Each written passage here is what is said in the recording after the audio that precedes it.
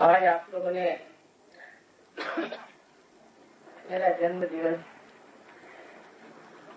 मनाने की इच्छा प्रकट की थी। अब मेरे कम से कम 4 या 5 जन्म दिवस मनाने वाले हैं लोग।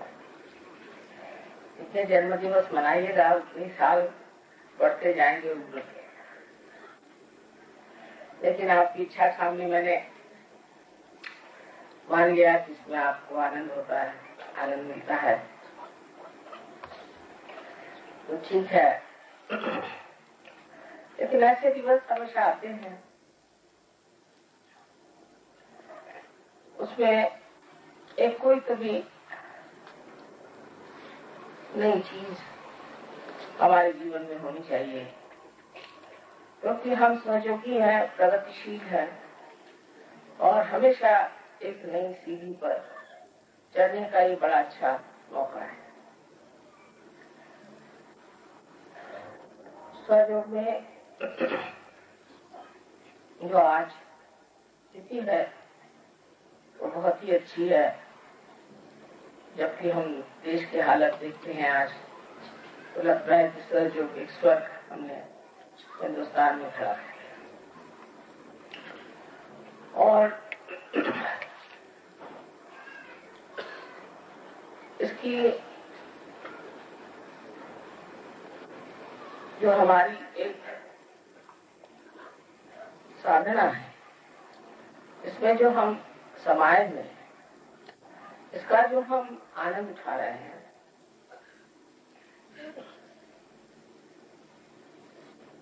वो एक स्थिति पर पहुंच गया है और इसका आधार बहुत बड़ा है। इसका आधार है कि आपने अपनी शुद्धता को प्राप्त किया, अपने शांति को प्राप्त किया और अपने आनंद को प्राप्त किया। यह आपकी विशेष स्थिति है जो और में नहीं पाई है। और इसको सब लोग देख रहे हैं, समझ रहे हैं कि ये कोई विशेष लोग है और उन्होंने कोई कभी विशेष जीवन प्राप्त किया। मैं जहाँ भी जाती हूँ और जगह लोग मुझसे बताते हैं कि हम एक सहयोगी में जानते हैं, वो बहुत नेक आदमी है, बहुत बढ़िया आदमी है, उनका जीवन एकदम परिवर्तित हो गया और उन्होंने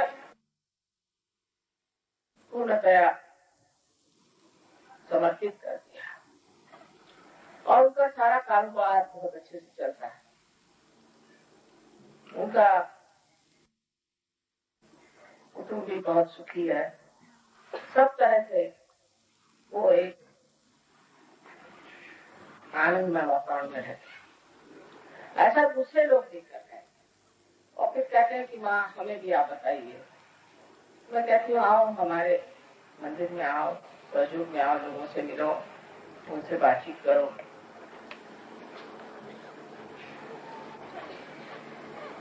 और आप सब लोगों ने जिस तरह से सहयोग को अपनाया है और बढ़ाया है, एक कमाल की चीज है। लेकिन इसको एक बात जान लेनी चाहिए कि हमारे पास जो विशेष शक्तियां हैं वो आज तक किसी के पास नहीं। आज तक कोई भी कुंडलिनी का जागरण इतने आसानी से नहीं कर सकता। कोई भी चक्रों का निदान लगा नहीं सकता। ये किसी को मालूम ही नहीं कि उंगलियों पे आप चक्र जान सकते। आज तक किसी शास्त्र में मैंने नहीं कहा, किसी ऋषि मुनि किसी ने बात नहीं बताई कि आप उंगलियों पे निदान बता सकते हैं। चक्रों तक बात करी है, सहस्त्रार पर भी बहुत कम लोगों ने बात करी।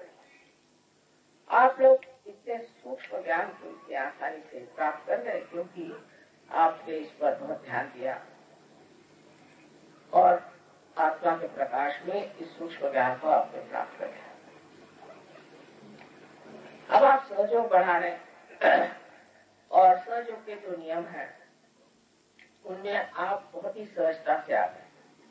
किसी को इसमें मैंने रुकावट करते हुए देखा नहीं, किसी ने इस पे मुझसे वाद विवाद नहीं किया और आसानी से सब बातों को मान गए।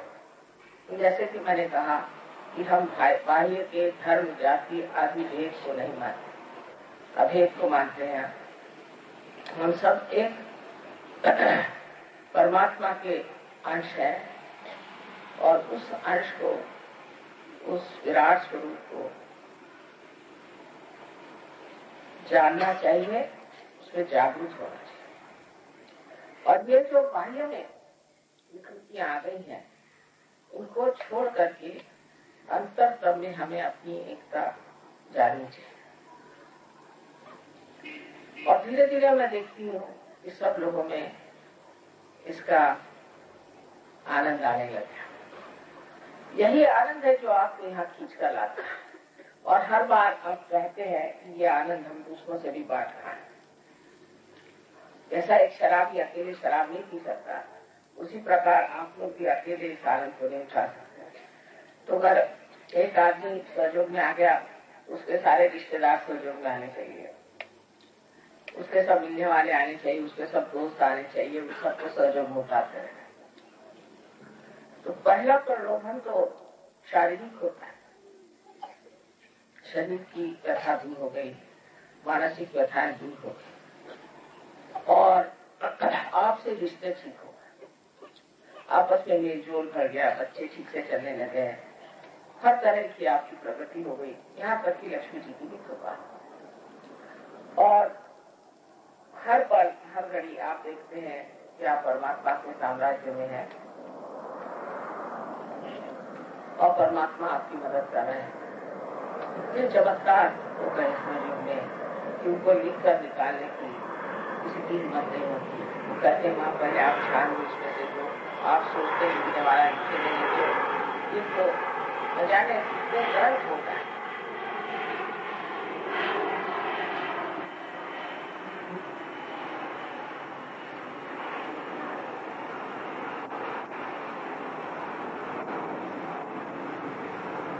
सामाजिक स्तर पे हम लोगों ने बहुत उन्नति, इसमें कोई शक नहीं।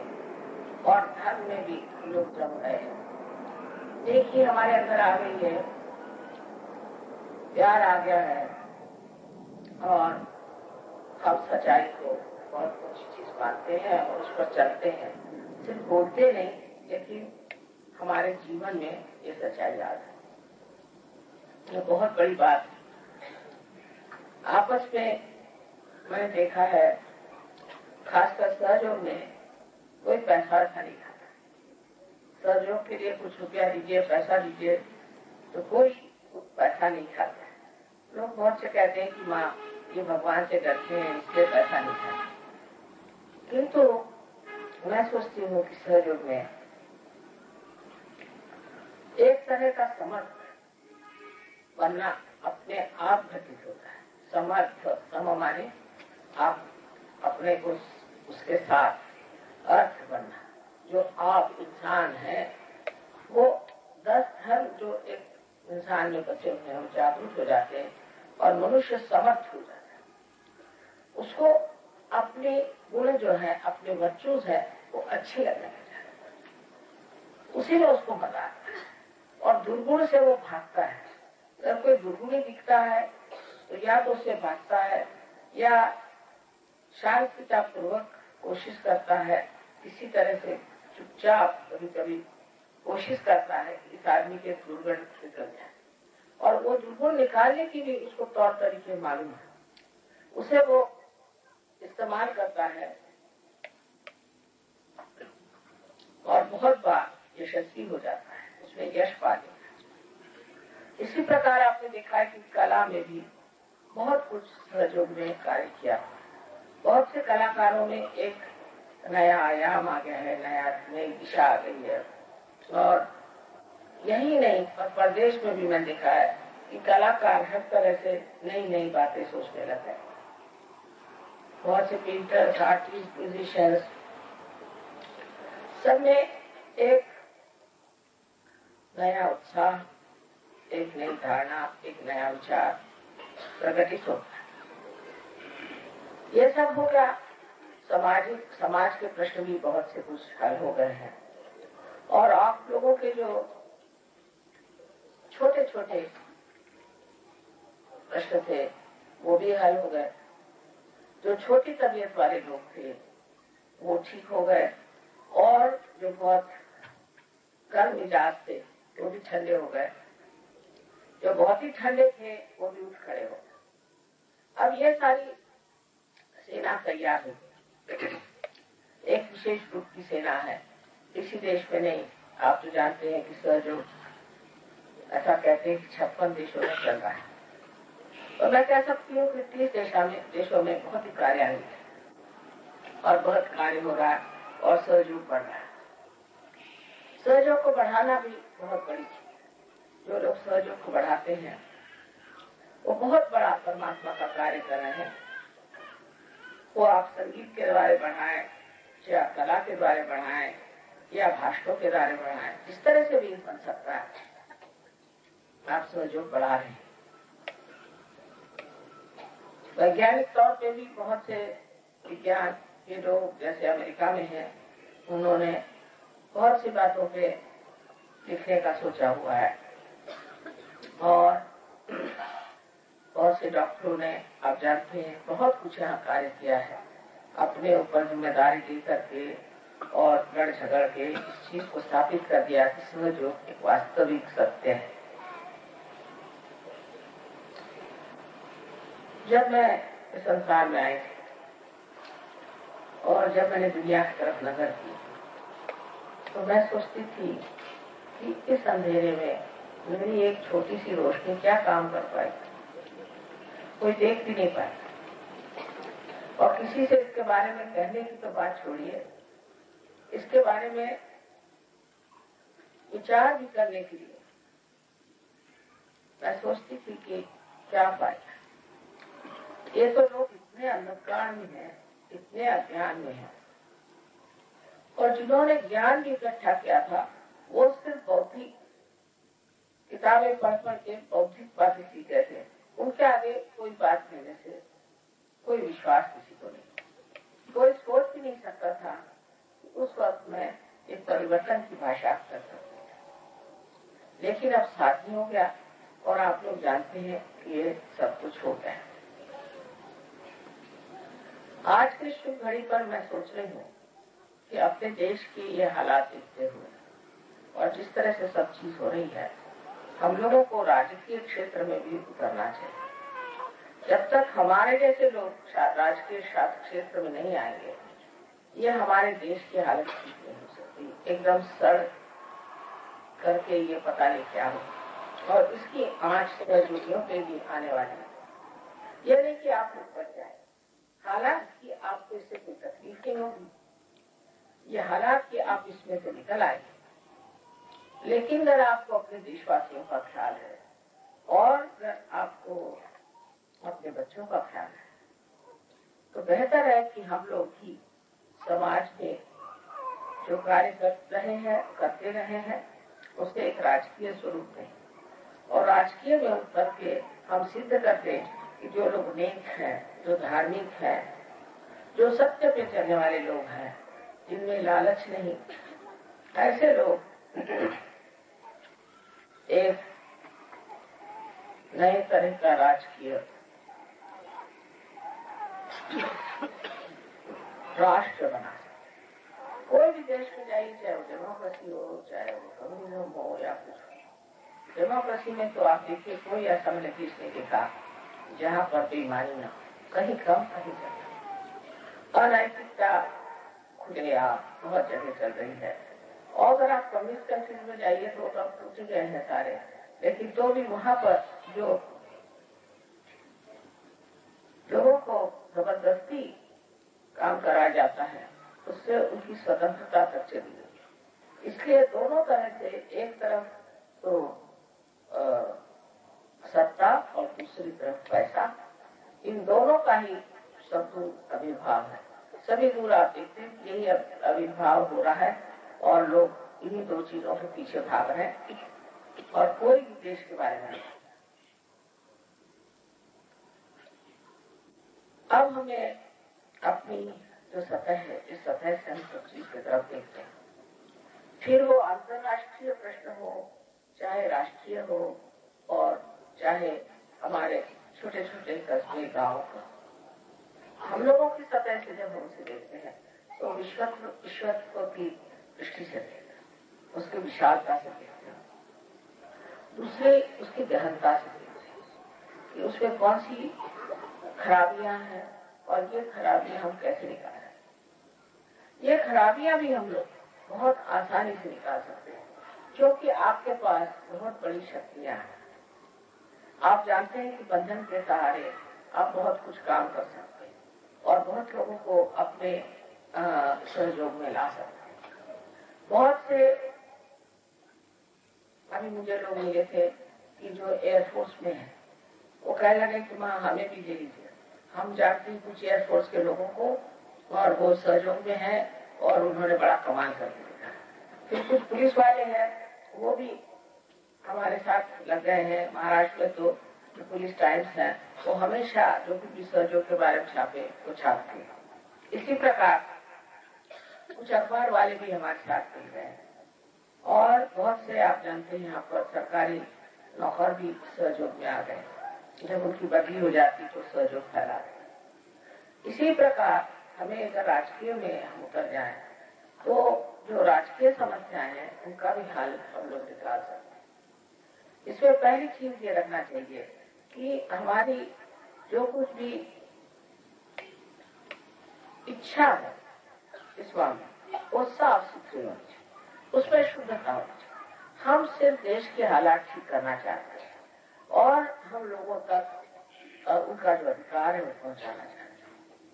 इतना ही नहीं, उनके अंदर धर्म जागृत करना चाहते हैं, इससे देश हमारा जो है वो एक बहुत सुचारू रूप से और सुंदरता से बढ़े, आगे बढ़े और सारे संसार के लिए एक आदर्श बन जाए। इस देश में अनेक शक्तियां हैं, बहुत ही ज्यादा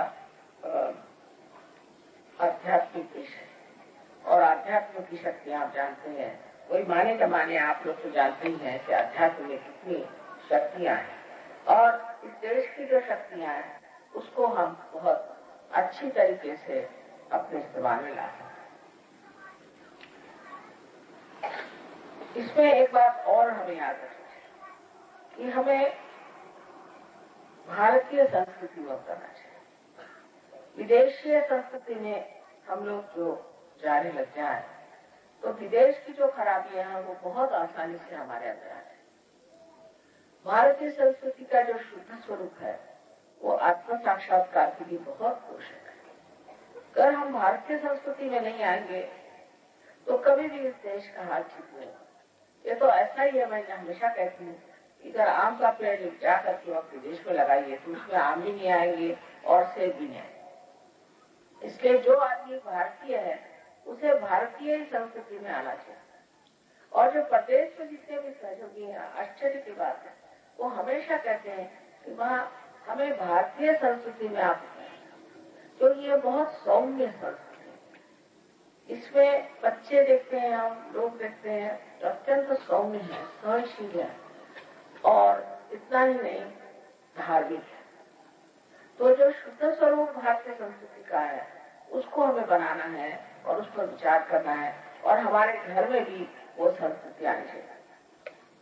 बहुत से लोग सोचते हैं कि भारतीय संस्कृति वो है जिसमें कि मुसलमान लोगों ने जो हमारे सब कुछ चीज आदि जैसे पर्दा करना वगैरह वगैरह, ये बिल्कुल, ये तो हमारे साउथ में जो महाराष्ट्र है वहाँ कोई औरतें पर्दा वर्दा कुछ नहीं करती, वो सब भारतीय संस्कृति से रहती है। गुजरात में भी जो कुछ पर्दा वर्दा नहीं करते। ये पर्दा वगैरह की जो सिस्टम है वो सिर्फ इधर उत्तर हिंदुस्तान में चल पड़ी। इतना ही नहीं, औरतों को दबाना, औरतों के साथ दुष्ट व्यवहार करना वगैरह, ये बिल्कुल भारतीय संस्कृति में नहीं। भारतीय संस्कृति में तो बहुत बहुत विद्वान औरतें हो गई, आप जानती हैं, उनको बताने की जरूरत नहीं।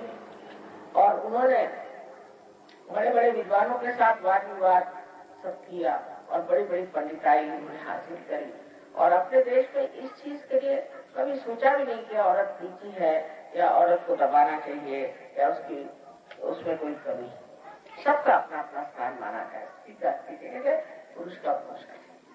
तो जब वो लोग अपनी संस्कृति दे रहे हैं, जब उन देशों के लोग अपनी संस्कृति दे रहे हैं, तो क्या हमारे लिए जरूरी नहीं कि हम भी अपनी संस्कृति को जाने और समझें और उस तरह से?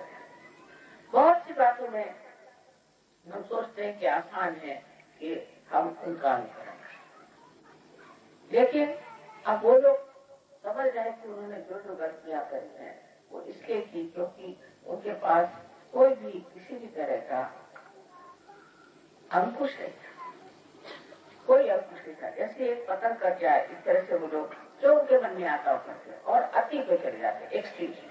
जब वहां जाते हैं तब उनको पता होता है कि गलती हो गई और उससे ये बीमारी हो गई, वो बीमारी हो गई, सारी उनकी जो समाज है नष्ट भ्रष्ट हो गया।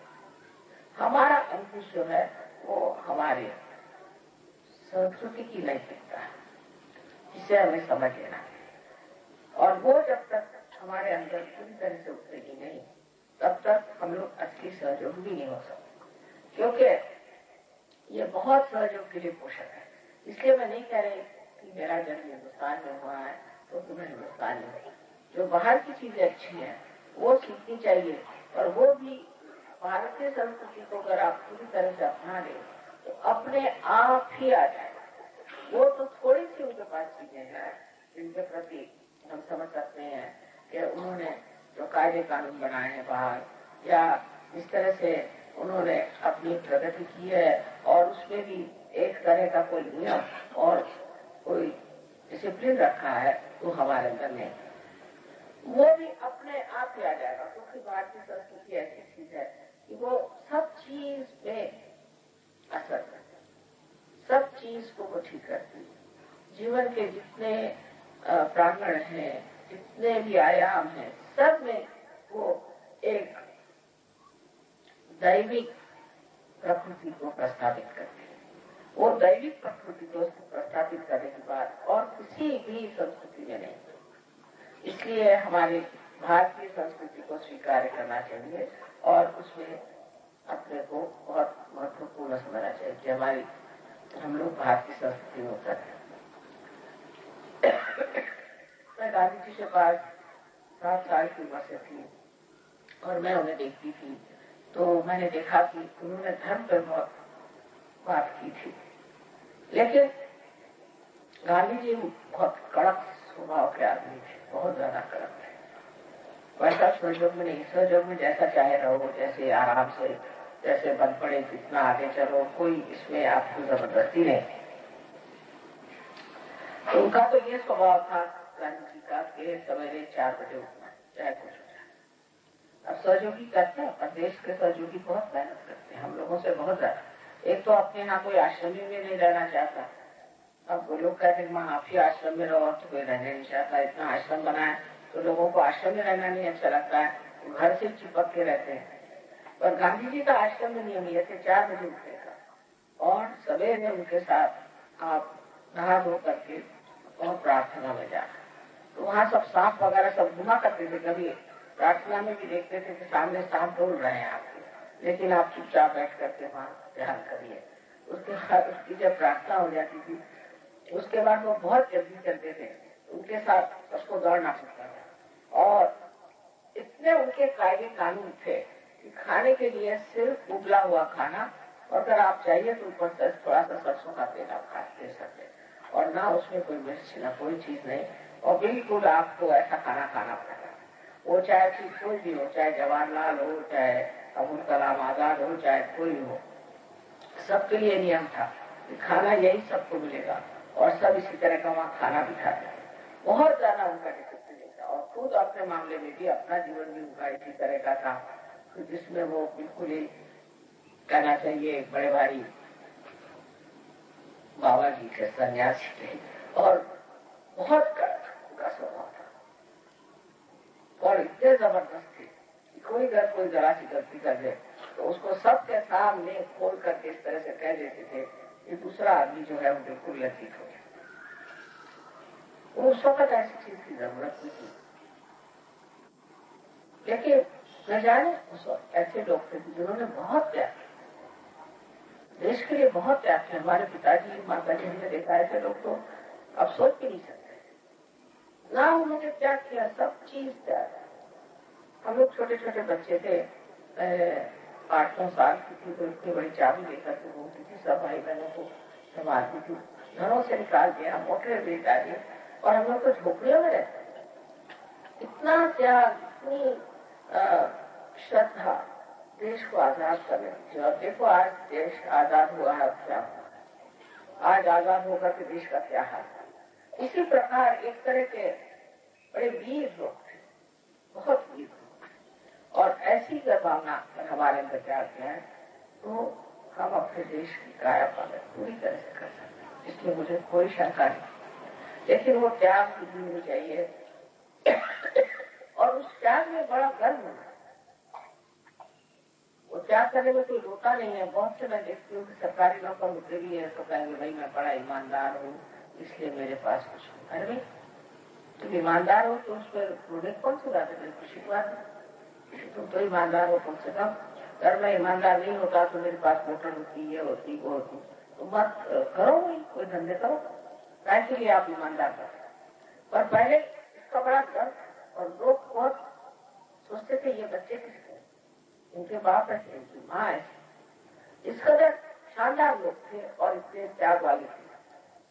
इतना ही नहीं, हम लोगों को तक यही था कि तुम देश के लिए पूर्णतः अपने को समर्पित करो, तुम प्राण में, तब हम खुश होंगे। इस तरह के माँ बाप हम लोगों ने पाए थे, और इस तरह के आज भी हमें लोग चाहिए, तभी देश की राजकीय स्थिति ठीक हो सकती।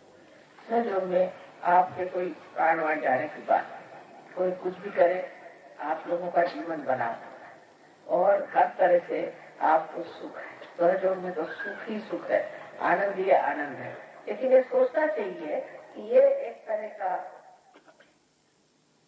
चॉकलेट है जिसको आप खाते हैं, इसके अंदर एक गहन चीज वो है, यहाँ आपको तप भी करना होगा, और जब तक ये तपस्या नहीं होती तब तक आप पूरी तरह से सहयोग को प्राप्त नहीं करना। ये तपस्या वैसी नहीं है जैसे कि हिमालय पे जाओ और कपड़े उतार के ठंड में ठिठुरते रहो, उस तरह से। पर ये तपस्या ये कि काया वाच मन से पूरी तरह से आपको समर्पित होना चाहिए एक बड़े उद्देश्य, बड़ी चीज के, तब फिर अपने आप बहुत सी चीजें घटित हो जाएंगी। आज तक मैंने आपके कोई चीज का बंधन नहीं था, किसी चीज की मनाई नहीं, सब प्यार प्यार की बातें होती नहीं, प्यार ही देती नहीं, और सब प्यार करता रहा, सब आपस में मजा मजा होते रहा। लेकिन आज जब आपने जन्मदिन की बात की है तो एक नया आयाम हमारे जिंदगी में आ जाए, नए इरादे हो जाए, और जिन इरादों पे हम बाद में गर्व करें, ऐसे इरादे हमारे अंदर हो सकते हैं। और आप लोग सहयोगी हैं, आपका हर इरादा पूरा हो जाता है। मेरा तो मुझे इरादे नहीं है और मुझे कोई इच्छा नहीं है, लेकिन आप लोग इच्छा कर करें तो सब चीज ठीक हो सकती है। और इसके आज हमारे देश की स्थिति के लिए आपको मन से प्रार्थना भी करनी चाहिए और आज पूजा भी करनी चाहिए, इसी चीज को सोच के कि हमें अपनी देश की स्थिति ठीक करनी है। और हमारे अंदर वो शक्तियां है जहाँ हम अपनी छोटी सी जो जिंदगी है उसको विशाल करके कम से कम देश की ओर नजर करें और इसकी जो हालात है उसको समझें और उसमें कार्यान्वित। आज का दिन आप सबको शुभ हो, और आशा है कि मेरे जीते जी मैं वो भी दिन देख सकूं जब हमारा देश इन सब बंधनों से आजाद हो जाए पूरी तरह से, और सहज का झंडा सब जगह फैल जाए। आप सबको अनंत आशीर्वाद।